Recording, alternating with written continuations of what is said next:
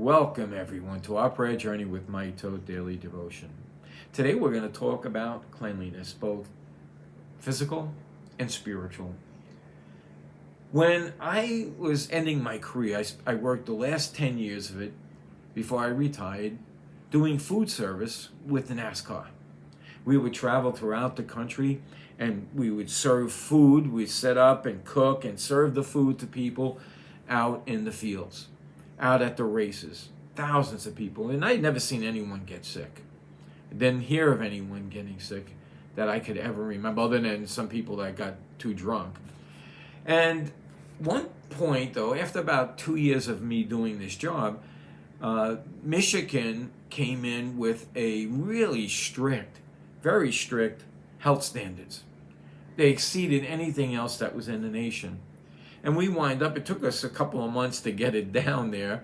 And when we did, we wind up instituting that tradition throughout all of the other places we went. We exceeded the expectations. I would say that in many ways, the Michigan standard was higher than God's standard that was even in the Bible, other than you could eat pork there and stuff like that. But they were strict on every little thing. They were constantly almost standing there like guards, going in and checking all of this stuff. Some people said they just did it to make jobs. Well, I'll tell you, they really did a good job on staying on top of everything. I had to be careful because I didn't want to throw out food.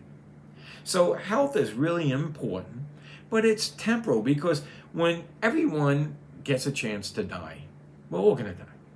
So when we die, what happens? And this is what Jesus is concerned with here in Matthew 15:11.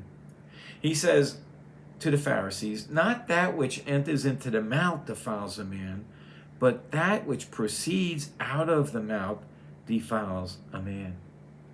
Jesus is dividing between body, soul, and spirit.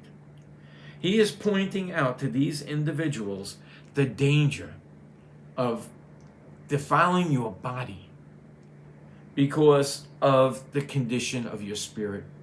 You see, every one of us is born in sin and practices sin and is unclean before God. So that's what Jesus is really concerned about. So he goes on. We're going to go to two verses here, 15:17, chapter 15:17. "Do not ye yet understand that whatsoever entered into the mouth goeth into the belly, and is cast out in the draught?" You know, it comes out. We go to the bathroom, and it comes out. Now, there could be health concerns, so the food's got to be good that you're taking in. But Jesus is just pointing out here that in most cases we don't die. All right? He goes on in verse 18. "But those things which proceeded out of the mouth come from the heart and defile the man." Listen to this. "For out of the heart proceeded evil thoughts, murders, adultery, fornications, theft, false witnesses, and blasphemies. These are the things which defile a man. But to eat with unwashed hands defileth not a man." And boy, I'll tell you, if we didn't wash our hands, we were in trouble. They even had wash stations for the people to eat. So they were strict. But what Jesus is talking about here is the more important thing. You know, not only do we all die, we're all everlasting beings. And we're going to wind up going somewhere, because the soul is not going to die. It's going to return to God for judgment. And if you think that you can stand before God, think about what he said here in verse 19 and 20. "For out of the heart proceeded evil thoughts." Have you ever had an evil thought? Murders. Have you ever wanted to kill somebody? I mean, look what is going on with the Roe v. Wade thing. Some people on both sides are angry. You know what God says? When you want to kill your brother, you committed murder. Adulteries. Have you committed adultery? Fornication. How about that? Thievery, theft. I just did a video on stealing a couple of days ago. False witnesses. Blasphemies. Have you ever taken the name of the Lord thy God in vain? These are the things which defile a man. Eating with unwashed hands is a temporal thing.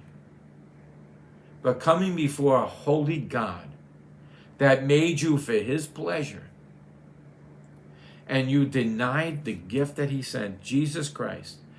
For God so loved the world, he gave his only begotten Son, that whoever believeth in him shall not perish, but have everlasting life. That was done for you.